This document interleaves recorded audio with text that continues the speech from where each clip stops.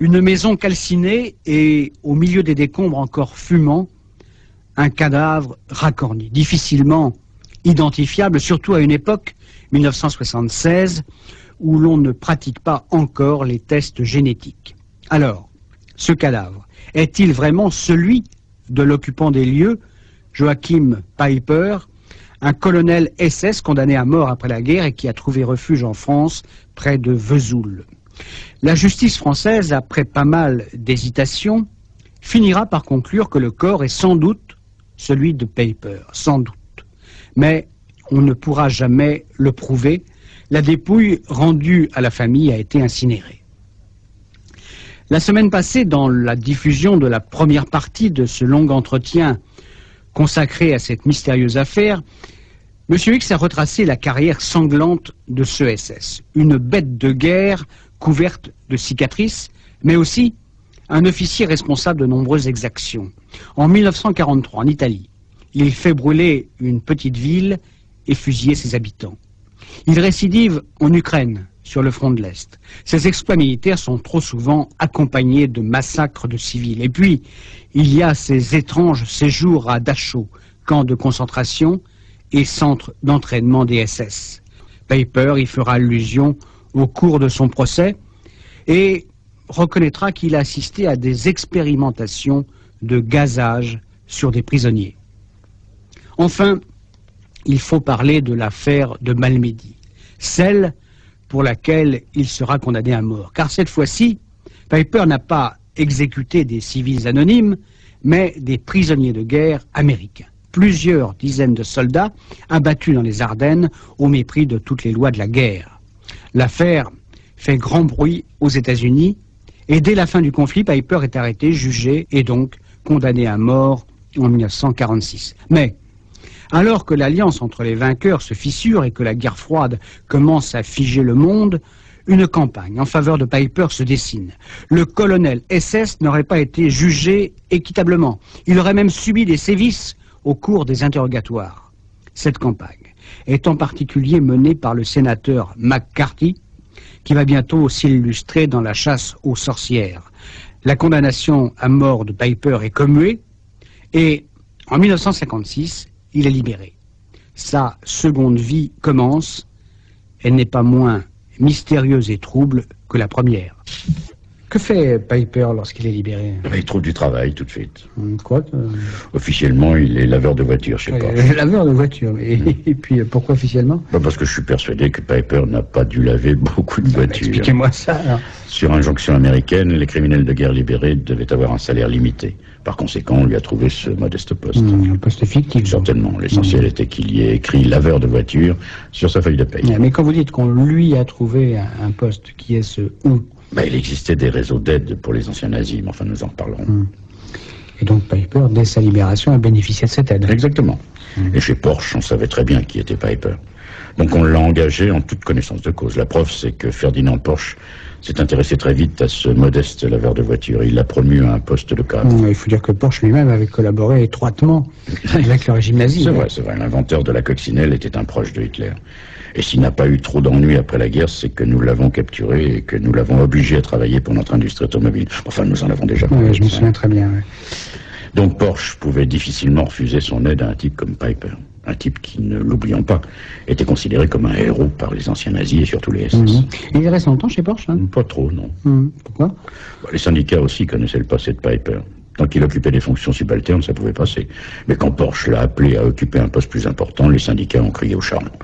Et Peiper a dû quitter l'entreprise avec de confortables indemnités. Où va-t-il à ce moment-là? Il retrouve immédiatement une place de responsabilité dans une concession automobile. Toujours la filière nazie? C'est probable. En tout cas, Peiper gagne très bien sa vie et il mène une existence bourgeoise dans un quartier résidentiel de Stuttgart. Toutefois, en 1964, il décide de prendre sa retraite. Sa retraite, mais il a alors quel âge, là? Attendez, je vérifie. Oui, effectivement, il est né en 1915, il a donc 49 ans. Ouais. C'est très jeune, non, pour prendre sa retraite? C'est certain, il s'agit d'un premier mystère. Ce qu'il faut quand même souligner, c'est que 1964 est aussi l'année où sont passés le rattrapage. Ah oui, vous m'avez dit les Italiens, hein? Oui, et le massacre de Bove. 2 partisans italiens le retrouvent, et un juge italien dépose une plainte contre lui devant un tribunal allemand. Mais je vous l'ai déjà dit, le procès qui va suivre à Stuttgart sera une véritable mascarade et un déni de justice, puisque les magistrats allemands refuseront d'entendre les témoins italiens. Et Piper est donc acquitté. Il est relaxé, faute de preuves, évidemment, puisqu'on n'a pas voulu les chercher, les preuves. Et à votre avis, est-ce qu'il y a un rapport entre la résurgence de cette affaire italienne et le fait qu'il prenne sa retraite? Je le suppose. C'est-à-dire Piper n'a jamais cessé d'être un nazi. Vous voulez dire qu'il n'a jamais renoncé à ses idées? Oui, et cette action que les Italiens entreprennent contre lui doit le renforcer dans ses convictions que la lutte continue et qu'il doit s'y consacrer. La lutte pour faire triompher le nazisme. Tout à fait, oui. Mais sous quelle forme dans ces années-là? Je vais y venir. Ce qui est intéressant, c'est la suite. D'abord, Piper achète un morceau de terrain en France, en Haute-Saône, exactement près de Vesoul, à Traves. Et pourquoi là?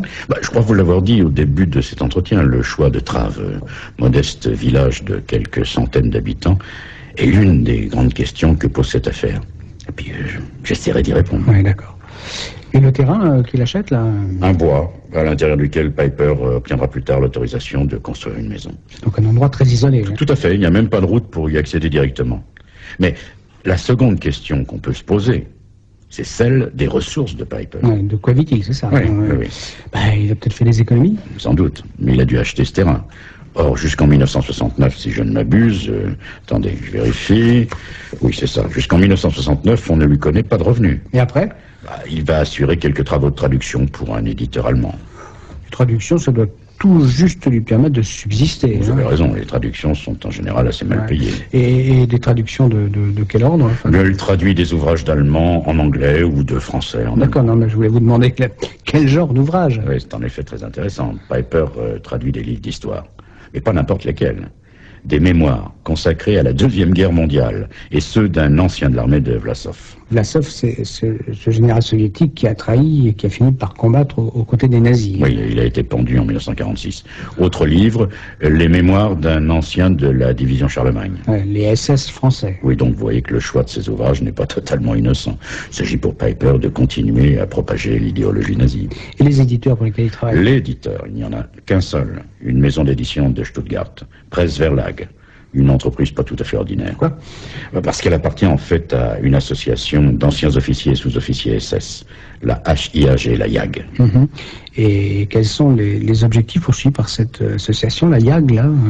En apparence, il s'agit d'une sorte de fraternelle, une société d'entraide où l'on communie dans le souvenir du glorieux passé. Enfin bref, une amicale d'anciens combattants. Ouais, mais des anciens combattants SS. Alors, en réalité, qu'est-ce que ça cache? Cette YAG est d'abord une officine de propagande nazie, et la maison d'édition Presse Verlag a été créée dans ce but. Mais ce n'est pas tout. Je suis sûr que cette association dissimule autre chose. Quoi? Après la défaite du Troisième Reich, les nazis ont essaimé dans le monde entier. Ouais, enfin, surtout dans les pays arabes et en Amérique du Sud. Oui, c'est vrai. Et ils y sont des auxiliaires précieux pour toutes les dictatures. Au Chili, en Bolivie, au Paraguay ou encore en Argentine. Là-bas, donc, se sont créées de véritables communautés d'anciens nazis, ce qui a permis à de nombreux criminels de guerre de se dissimuler. Ouais, comme Klaus Barbie ou le sinistre Dr Mengele. Des communautés prospères. Il ne faut pas oublier que les dirigeants nazis, quelquefois à l'insu de Hitler lui-même, avaient préparé leur fuite et opéré de nombreux transferts de capitaux avant même la fin de la guerre. Ouais, c'est ça, le fameux trésor nazi. Oui, il existait donc un véritable réseau, un réseau d'influence et de renseignement. Une sorte comment dirais-je, d'international noir. C'est ça. Et la YAG, cette association d'anciens SS, était certainement une des pièces de ce dispositif. Et Piper lui-même, alors? Joachim Piper, ancien colonel SS, était un des responsables importants de cette association. Et ses travaux de traduction n'étaient qu'une couverture. En réalité, il était rémunéré par cette amicale nazie.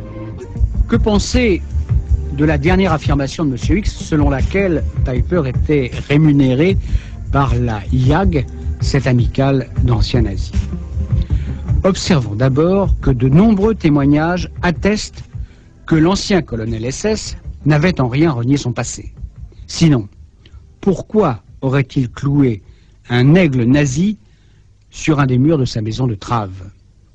L'écrivain Roger Martin, que j'ai déjà cité la semaine passée, a effectué une enquête très minutieuse sur l'affaire Piper. Je lis dans son livre que la YAG, après la disparition de Piper, va manifester une grande activité. Exemple. De septembre à décembre 1976, elle sera à l'initiative de plusieurs manifestations en l'honneur de Piper et en signe de protestation contre son assassinat. Ainsi, le 12 septembre, en collaboration officielle avec la DVU du Dr Frey, il s'agit d'une organisation pro-nazie, elle organise un repas dans un restaurant de Porce, à côté de Cologne, auquel participent 300 de ses frères d'armes, dont certains néanmoins n'ont guère plus de 18 ou 20 ans. Le 7 novembre, c'est à Mannheim, cette fois au cœur de ce Bade-Württemberg, dont Peiper était le responsable de région pour la JAG, que plus de 1000 nostalgiques du Reich et de la SS viennent témoigner de leur colère et de leur fidélité. Et Roger Martin poursuit. À qui fera-t-on croire que Peiper n'a été à la tête de la JAG Bade-Württemberg qu'à titre bénévole? Comme d'autres organisations et groupes moins officiels, celle-ci gère un budget important. La retraite professionnelle de Peiper s'explique logiquement s'il jouait un rôle de permanent ou de semi-permanent de l'organisation. Le livre de Roger Martin, l'affaire Peiper, a été publié chez Dagorno. Donc après avoir pris sa retraite, Peiper est donc installé à Trave. Il a construit une maison dans le bois qu'il a acheté et mène une vie apparemment paisible. À noter que son plus proche voisin est lui aussi allemand. Un ancien SS lui aussi? Oui, même s'il le niera à plusieurs reprises. Je peux même préciser que ce type qui s'appelle Kettelhut a appartenu à la même unité que Peiper. Cette garde personnelle de Hitler. Oui, la Leibstandarte d'Adolf Hitler. Les deux hommes se connaissent donc chacun depuis fort longtemps. C'est certain. Et pourtant, je vous l'ai dit, Kettelhut niera non seulement avoir été un SS, mais aussi avoir connu Peiper pendant la guerre. Pourquoi, à votre avis? Ça me semble clair. Kettelhut ne s'est pas installé à Trave par hasard. Et il travaillait avec Peiper. Mais il ne voulait pas qu'on le sache. Parce que ce travail était clandestin. Alors. Naturellement. Il faut ajouter que c'est l'ancien colonel SS qui a fait venir Kettelhut à Trave et il lui a trouvé sa maison, un ancien moulin. Ce qui démontre qu'il existait une longue complicité entre les deux hommes. Et dans le village de Trave, là, ce petit village de quelques centaines d'habitants, comment Peiper est-il accueilli? L'homme est très discret, il ne se mêle pas des affaires locales, par conséquent, les gens n'ont rien à redire. Oui, mais est-ce qu'à Trave, on connaît son passé? Bien sûr que non. Et quand on va savoir, ça va provoquer une intense émotion. Alors justement, comment on apprend? L'affaire est très curieuse. Permettez, excusez-moi que je regarde encore un petit peu mes notes, là. Ah oui, voilà. Un jour de juin 1974, Joachim Peiper se rend chez un quincaillier de Vesoul. Il a besoin de grillage car il désire construire un chenil pour ses deux chiens. En effet, ces deux bêtes des Drattars sont fugueurs. Ils ont déjà égorgé plusieurs brebis dans le pays. Ça doit rendre Peiper populaire, ça. En effet, oui, les gendarmes ont dû intervenir et lui ont demandé d'empêcher la divagation de ses chiens. Mais où voulez-vous en venir alors? L'homme qui lui vend le grillage s'appelle Paul Cacheux. C'est un ancien résistant, membre du Parti communiste. Et il est intrigué par l'accent de Peiper. Mais seulement par son accent? Non. Non, Cacheux se dit que cet homme, à la soixantaine à l'air, grand et costaud, a certainement combattu dans l'armée allemande. Il a d'abord une petite conversation en allemand avec Peiper, et quand il raconte qu'il a combattu les nazis, l'ancien SS marque le coup. Mais le vrai déclic, c'est lorsque Peiper donne son nom afin que le grillage soit livré chez lui. Peiper. Immédiatement, Cacheux est alerté. Peiper. Joachim Peiper. Et l'autre fait oui. Alors ça veut dire que cet ancien résistant connaissait le nom de Peiper. Son nom et son histoire. Il venait quelques jours auparavant de lire un ouvrage sur le nazisme où l'on évoquait l'affaire de Malmedy, mais aussi le massacre de Bove. C'est une coïncidence assez étonnante. Absolument. Et à partir de là, Cacheux décide de mener sa petite enquête. Tout seul? Oui. Cacheux en parle à des camarades de son parti. Toutefois, personne ne le croit. Pourquoi un criminel de guerre viendra-t-il s'établir dans un village de Haute-Saône? Et puis, Peiper est un nom très répandu en Allemagne. Mais n'empêche, l'ancien résistant s'entête, poursuit ses recherches et acquiert peu à peu la certitude que l'Allemand de Trave est bien l'homme qui a été condamné à mort en 1946. Il en fait donc une affaire personnelle, hein? Oui, pour lui, il est inadmissible que ce criminel de guerre vive tranquillement dans un pays où les SS ont commis tellement d'atrocités. Et ça va déboucher sur quoi, alors? Comme personne ne le croit, au printemps 1976, il envoie une lettre à un journaliste bien connu de l'humanité, Pierre Durand. Oui, Durand qui a publié de nombreux ouvrages sur cette période. C'est juste, et Durand, lui, le prend au sérieux, tant et si bien que le journaliste se rend à Berlin-Est où il compulse les archives de la SS, et à son retour, Durand publie un article où il révèle que le criminel de guerre Joachim Peiper coule des jours paisibles à Trave. Ah, satisfaction pour Cacheux. Et comme je vous l'ai dit, intense émotion dans la région. Ouais. On demande l'expulsion de Piper. Hein. Bien sûr, on l'exige. Les anciens résistants donnent de la voix et une manifestation est même organisée à Vesoul. C'est à quelle date ces protestations là? Attendez, je regarde là. Attendez. Oui, la manifestation de Vesoul a eu lieu le 25 juin 1976. Et comment réagit Piper là? Apparemment, il ne bronche pas.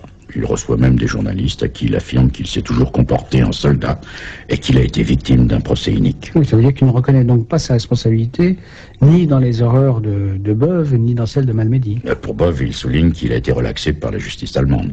Quant à Malmedy, il dit que les prisonniers américains ont été abattus parce que certains tentaient de s'enfuir et qu'il s'en est suivi une grande confusion. Un peu facile, non? Bien entendu. Mais Piper ajoute qu'il a passé 10 ans en prison parce qu'il était le chef de cette unité et que c'est en tant que responsable qu'il a été condamné. Par conséquent, il estime avoir payé. Et on doit les ficher la paix. C'est à peu près ça, oui. En tout cas, il n'envisage pas de quitter Traves. Pas le moins du monde. Et du côté des autorités françaises, On est bien embarrassé. Piper séjourne en France tout à fait régulièrement. Et la seule mesure qu'on puisse envisager, c'est de ne pas renouveler son autorisation de séjour. Et ça peut satisfaire les résistants? À moitié.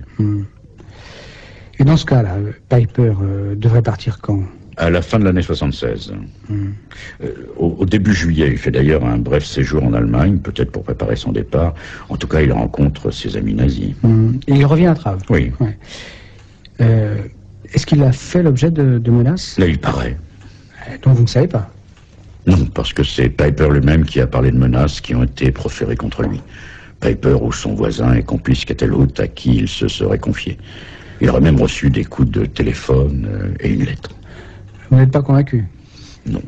Attendez, je ne dis pas que ces menaces ne sont pas plausibles. Il y avait dans la région, même au-delà, pas mal de gens qui souhaitaient ardemment que Piper prît bagage. Mais faire état de ces menaces pouvait aussi faire partie d'un plan. Un plan? Oui, un plan pour préparer sa disparition. Enfin, n'allons pas trop vite. Voyons de plus près, si vous le voulez bien, cette histoire de menace. C'est donc Kettelhout, après la disparition de Piper, qui révèle à plusieurs journalistes que son ami se sentait menacé. Piper a même dit à son voisin qu'il s'attendait à être attaqué dans la nuit du 13 au 14 juillet. Oui, date symbolique. Évidemment. Alors toujours, selon Kettelhout, celui-ci lui propose de venir coucher chez lui, mais Piper refuse. Attends, une question avant de poursuivre quand même. Piper vit seul? Il a récemment envoyé sa famille à Stuttgart où il possède toujours une maison. Tiens donc. Alors, il refuse de venir chez son ami. Hein? Oui, enfin il affirme qu'il se sent de taille à se défendre tout seul. Il est armé? Naturellement. Un ancien SS pensait donc fusil de chasse, carabine, arme de poing, enfin... Revenons à Kettelhout. Il dit à Piper qu'il va veiller toute la nuit sur sa terrasse avec ses chiens et ses fusils chargés. Oui, lui aussi armé, mais prêt à intervenir éventuellement pour aider son ami. Oui, mais étrangement, il va s'endormir. Et il donnera une explication vaseuse, pardonnez-moi l'expression. Laquelle? Il va prétendre que, souffrant d'arthrose, il a pris un calmant. Un calmant qui endort? C'est ça. Mais pensez-vous vraiment que si son ami et voisin étaient menacés, il aurait pris ce calmant qui risquait de le faire somnoler? Non, tout ça, c'est cousu de fil blanc, croyez-moi. Étrange voisin que ce Kettelhout. Il ne va cesser de varier dans ses déclarations sur les événements de la nuit du 13 au 14 juillet 1976. Tantôt, il a pris un simple calmant. Tantôt, il s'agit de somnifères. Tantôt, il a entendu des coups de feu. Tantôt, il n'a rien entendu. Kettelhout ne sera interrogé qu'une fois par la justice française et il quittera rapidement Traves pour regagner l'Allemagne où l'on n'aura plus de nouvelles de lui. Autre chose. En 1977, un an après les faits, l'écrivain Georges Arnaud, l'auteur du Salaire de la peur, et le réalisateur Roger Kahn entreprennent une enquête pour Antenne 2. Nous aurons l'occasion de reparler. Ils rencontrent d'abord Paul Cacheux, l'homme qui a confondu Piper. Extrait de l'interview. Cacheux raconte sa rencontre avec l'ancien colonel. Je lui ai demandé comment se faisait-il qu'il parlait si bien le français. Il ne m'a pas répondu sur cette question-là, mais il voulait savoir pourquoi je parlais, moi, si bien l'allemand. Alors je lui ai répondu que je suis alsacien, que j'ai été expulsé par les nazis en 1940. Là, j'ai vu tout de suite que j'avais jeté un froid entre lui et moi. Puis, ma foi, je lui ai dit, vous étiez bien à Vesoul pendant la guerre. Il m'a répondu, nein. Alors, je l'ai regardé, bien au fond des yeux, et j'ai répété, vous n'étiez pas à Vesoul pendant la guerre? Ach nein, qu'il me dit. Il me semble bien, faut reconnaître, vous ne m'êtes pas inconnu, que je lui dis. Mais j'ai vu qu'il devenait tout blême. Il avait changé de physionomie. J'ai vu que je l'avais touché. Je me suis dit, tiens, voilà quelqu'un qui doit avoir quelque chose à se reprocher. C'était un bluff. Je ne l'avais pas reconnu, non. Je n'avais jamais vu Piper, non, absolument pas, mais j'ai pensé. Un monsieur qui vient s'installer dans les environs de Vesoul, ici à Vesoul, c'est que sûrement il s'y est plu pendant la guerre. Les Allemands, c'est un peu ça. Ils viennent s'installer dans les endroits où ils se sont plu pendant l'occupation. C'est donc ainsi que naissent les soupçons de Cacheux. Soupçons renforcés quand Piper donnera son nom. Alors maintenant, venons-en aux faits. Dans la nuit du 13 au 14 juillet, la maison de Piper brûle entièrement. Et quand enfin le feu n'a plus rien à dévorer, on trouve au milieu des décombres un cadavre racorni qui mesure tout juste 70 cm et dont les membres inférieurs et supérieurs ont disparu. Ça veut dire que le feu a été excessivement violent. Tout à fait. L'enquête prouvera par la suite que le feu a pris en 3 endroits différents. Incendie criminel, donc. Sans aucun doute. Alors le cadavre est-il identifiable? Il n'y a pratiquement aucune chance. Il y a les dents quand même. Il en reste une seule. Et en comparant cette dent et son alvéole, le dentiste de Piper affirmera qu'elle pourrait correspondre au schéma dentaire du colonel SS. Toutefois, une autre question se pose. Piper avait une dent en or, mais on ne trouve aucune trace d'or fondue dans la bouche ou la gorge du cadavre. Par conséquent, on peut avoir des doutes sérieux sur l'identité de l'homme qui a brûlé. Vous avez raison de parler d'homme, parce que c'est à peu près la seule certitude.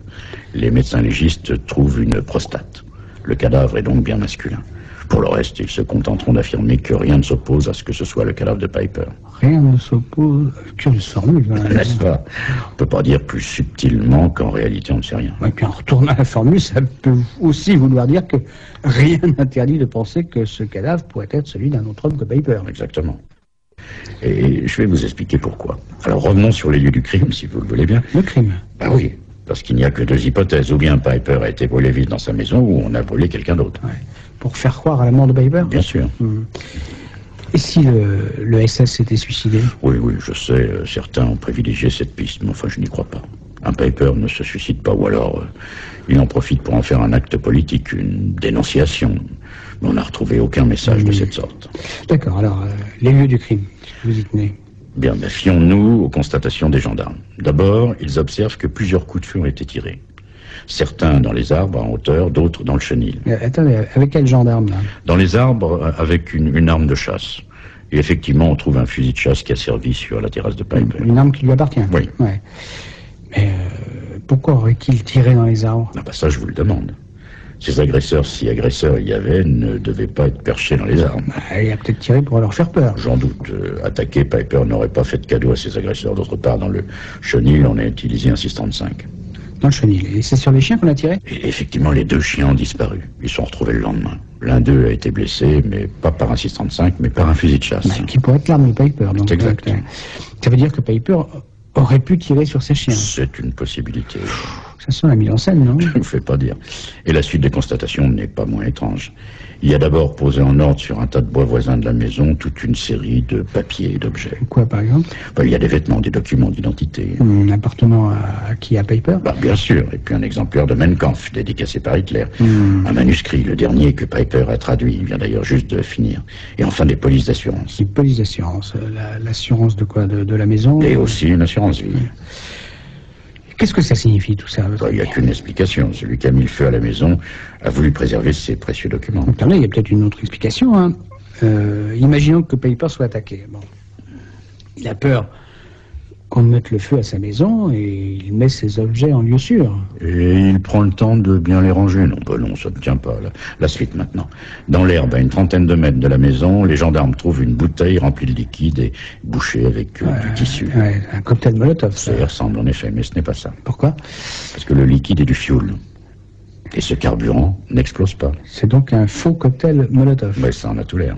Enfin, et ce n'est pas le moins intéressant, les gendarmes sont venus avec un chien policier, ils lui font renifler les vêtements de Piper, trouvés sur le tas de bois, et aussitôt le chien file à l'autre extrémité de la propriété, il s'arrête devant une clôture dont certains fils de fer barbelé ont été cisaillés. Récemment? Oui.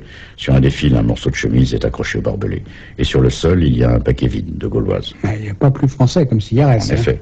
Mais le chien poursuit sa piste. Plus loin, il y a une deuxième clôture, également cisaillée, et au-delà, c'est la route qui mène chez Kettelhout, là où le chien perd la piste. Ouais. Parce qu'il y a du macadam, c'est ça? Oui, exactement. Ouais. Comme si une voiture attendait, une voiture dans laquelle serait monté le fuyard. Et Piper. On peut le penser, puisque le chien a reniflé préalablement ses vêtements. C'est donc pourquoi vous parlez de mise en scène, hein? Bien sûr.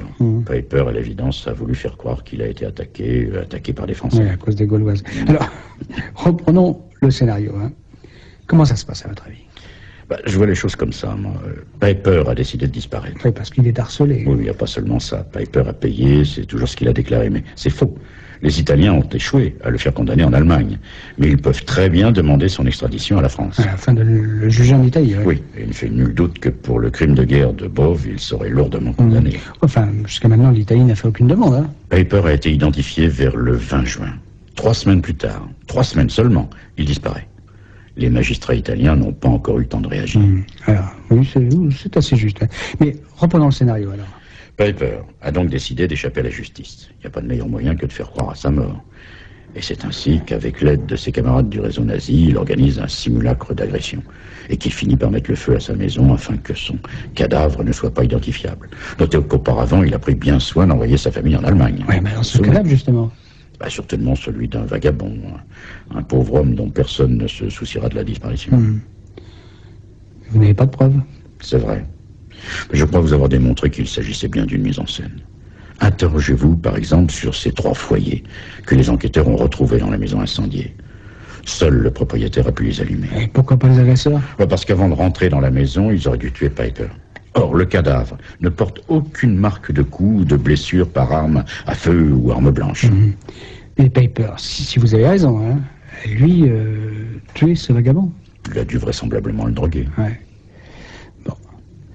Et les chiens? Pourquoi leur avoir tiré dessus? Sans les tuer, vous remarquerez. Piper était sans doute trop attaché à ces 2 bêtes. Il n'a pas eu le cœur de les abattre et il les a fait fuir. Que voulez-vous, même les criminels de guerre peuvent être des amis des bêtes. Admettons votre thèse. Mais où est parti Piper, alors? Grâce au réseau des anciens nazis, il a dû fuir notre pays et il a ressurgi ailleurs sous une autre identité. D'aucuns l'auraient vu en Espagne. Dernière question. Pourquoi Trave, alors? Pourquoi s'est-il... Pourquoi s'était-il installé à Trave, voulez-vous dire? Regardez une carte. Trave se trouve près de l'Allemagne, de la Suisse et pas très loin de la Belgique, où l'extrême droite était très remonte à l'époque. Voilà l'explication. À Trave, Piper était au centre de la toile d'araignée nazie. Il faut tout de suite dire qu'une série d'attentats, signés d'un mystérieux groupe Piper, ont suivi immédiatement la disparition du SS. Et l'homme qui l'avait identifié, Paul Cacheux, en a été l'une des victimes. Ajoutons aussi que les bruits les plus fous ont couru sur les auteurs présumés de l'incendie. Certains y ont vu la main d'anciens résistants, ou bien d'Italiens voulant venger les crimes de Bove. D'autres ont prétendu que c'était de jeunes fêtards du village qui avaient mis le feu. En réalité, l'affaire Piper garde encore tout son mystère. Alors, Monsieur X a-t-il raison? J'ai déjà cité l'enquête de Georges Arnaud et Roger Kahn. Ils en ont d'ailleurs tiré un livre publié par Marcel Julien. Georges Arnaud y affirme qu'un témoin lui a confié sous le sceau du secret qu'il savait que Piper était toujours vivant. Malheureusement, il n'a pas autorisé l'écrivain à révéler son identité. Et Arnaud n'a pu que mentionner l'existence de ce témoin anonyme en ajoutant toutefois qu'il était persuadé de l'authenticité de ses déclarations. Le journaliste Pierre Durand, qui avec Cacheux a permis que Piper soit retrouvé, est aussi certain que le colonel SS a trouvé refuge à l'étranger, sans doute en Espagne. L'autre auteur que j'ai cité, Roger Martin, émet lui une autre hypothèse assez maligne. Piper aurait bien organisé toute une mise en scène faisant croire à une attaque de l'extérieur. Et puis, il aurait mis le feu à sa maison, avec l'intention de fuir. Mais il aurait été piégé par l'incendie qui a pris très vite d'inquiétantes proportions. Martin donne des arguments assez sérieux, et si vous voulez en savoir plus, je vous recommande son livre « L'affaire Piper » paru aux éditions d'Agorno.